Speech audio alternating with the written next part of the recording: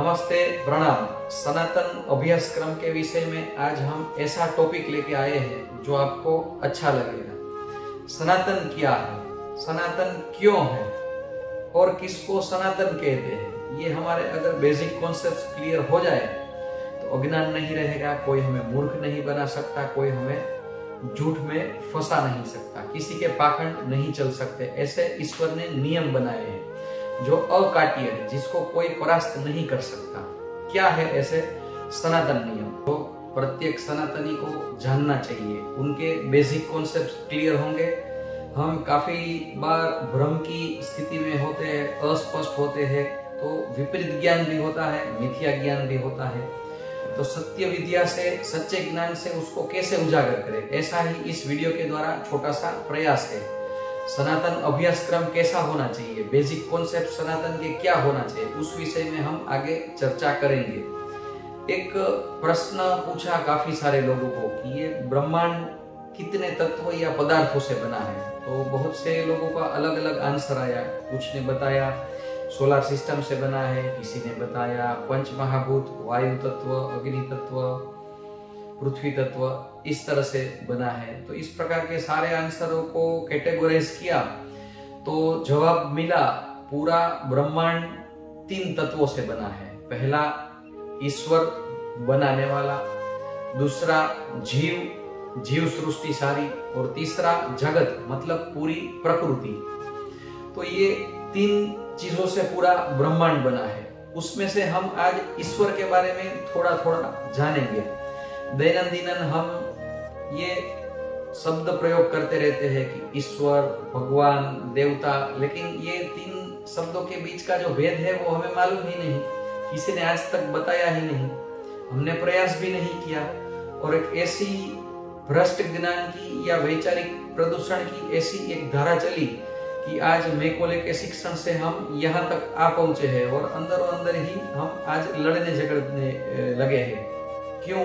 क्योंकि विपरीत ज्ञान है, मिथ्या ज्ञान है। आज बांग्लादेश में क्या चल रहा है हम देख रहे हैं। तो आज नहीं तो कल सत्य विद्या, सत्य ज्ञान को जानना ही होगा। ईश्वर के अकाट्य नियमों को पढ़ना पड़ेगा, अभ्यास करना पड़ेगा, और विपरीत ज्ञान है, जितना मिथ्या ज्ञान है, जो झूठ है, उसको भी उजागर करना पड़ेगा।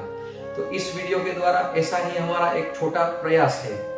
ईश्वर के 20 गुण है जो अकाट्य है, जैसे कि अजर, वो अमर है, अभय है, अजन्मा है, उसका जन्म नहीं है, अनादि है, अनंत है, अनुपम है, नित्य, निराकार, निर्विकारी, न्यायकारी है, वो दयालु है, पवित्र भी है, सत्यचित आनंद है, सृष्टि करता है, सर्वाधार, सर्वशक्तिमान, सर्वव्यापक, सर्वाधार और सर्व अंतर्यामी है। ये 20 गुण हुए ईश्वर के। ईश्वर और भगवान में क्या भेद है? तो विष्णु पुराण के 6ठे अध्याय के 5वें सर्ग में 74 नंबर का श्लोक है, ऐश्वर्यस्य समग्रस्य धर्मस्य यशस श्रियः ज्ञान वैराग्योश्चैव क्षणं भग इति रणा। जिसके पास धन होता है उसको हम धनवान बोलते हैं, जिसके पास बल होता है उसको हम बलवान बोलते हैं।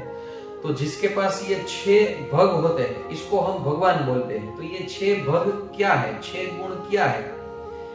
श्री, यश, वैराग्य, ऐश्वर्य, बल और ज्ञान, ये 6 गुण जिसमें हो उसको हम भगवान कहते हैं। राम जी और श्री कृष्ण जी महापुरुष थे, उसमें ये 6 गुण थे, इसलिए हम उसको भगवान कहते हैं। वो ईश्वर नहीं है, मतलब ईश्वर अलग है, वो एक ही है। जैसे टोयोटा कंपनी बहुत सारे मॉडल बनाती है, मारुति सुजुकी अलग अलग मॉडल बनाती है, लेकिन वो बनाती तो एक ही कंपनी है। उसी तरह पूरे संसार के मनुष्य में एक ही प्रकार का लोही है, जिसका लहू है, जिसका रंग लाल है, हड्डियां कैल्शियम की है, चमड़ी और जो बेसिक स्ट्रक्चर है वो किसी एक ही कंपनी ने बनाया है, तो वो है ईश्वर।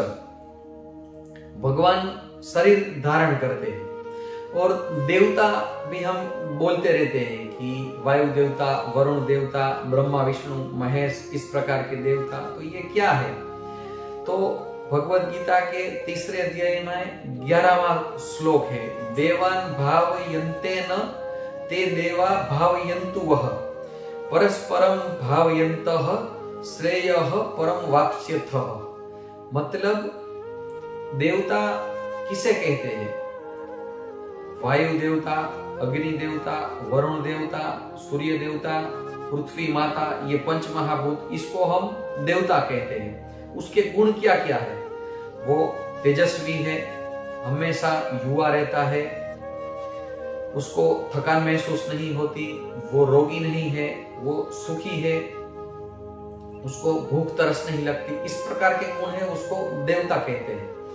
तो ये हमने आज ईश्वर, देवता और भगवान, इसके बीच के भेद समझा और पूरा ब्रह्मांड कितने तत्वों से बना है वो आज समझा। आशा रखता हूँ ये वीडियो आपको अच्छा लगेगा और आने वाले समय में हम ऐसा ही सनातन अभ्यासक्रम के अलग अलग विषय आपके साथ साझा करते रहेंगे।